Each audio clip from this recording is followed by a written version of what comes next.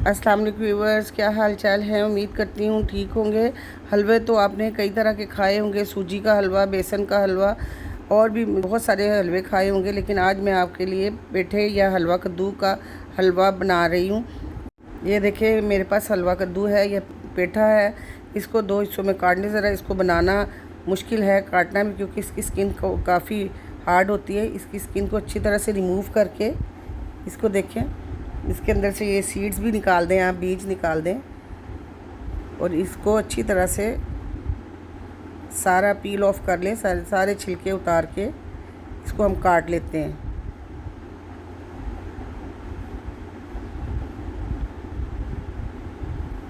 ये सारा काट दिए। देखिए आप जिस तरह भी चाहें, लंबे या जिस तरह भी, लेकिन मैंने इसी तरह काटे हैं। ये देखिए मेरा सारा हलवा कद्दू मैंने काट लिया है।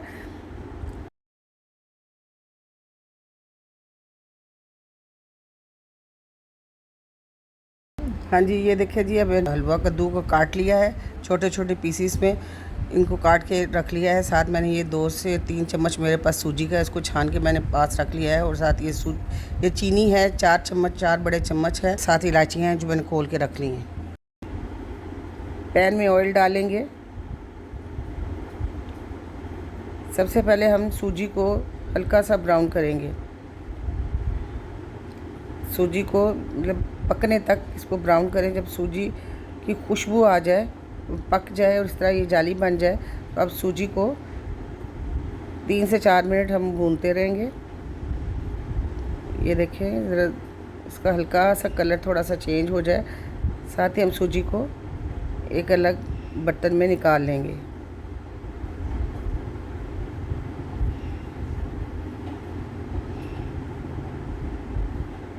उसी पैंदे में, उसी बर्तन में हमने हलवा कद्दू डाला है और इसमें हम 1 कप पानी का मैं डालूँगी और इसको गलने तक ऊपर से कवर कर देंगे ताकि ये पेठा अच्छी तरह से गल जाए। ये देखिए ये गल गया है और आप किसी मैशर की मदद से या स्पैचुला की मदद से इसको दबाएं ताकि ये मिक्स हो जाए और स्मूथ सी इसकी पेस्ट बन जाए।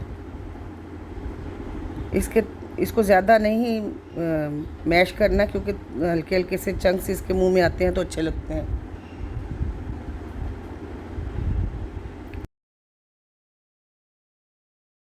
अब इस स्टेज पे हम चीनी डालेंगे और साथ जो इलायचियाँ मैंने खोल के रखी थी वो डाल देते हैं। ये मैंने 3 चम्मच से चीनी डाली है। अगर आप कम या ज़्यादा चीनी शुगर आप अपने पे कर सकते हैं, आप ज़्यादा खाते हैं या कम। अब शुगर इसमें मेल्ट होगी, साथ ही जो मैंने सूजी भून के रखी थी वो भी इसमें साथ मिक्स कर लें।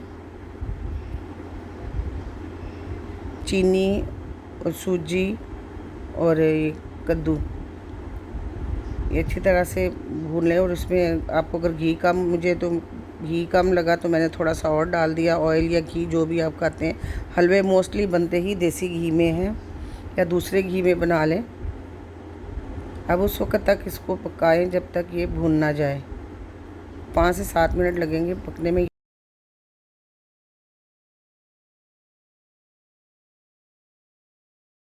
ये देखें हलवा इकट्ठा होना शुरू हो गया है और पेंदा छोड़ना शुरू हो गया है हलवा। ये अब इकट्ठा होना शुरू हो गया है, ये इट्स मीन ये पक गया है।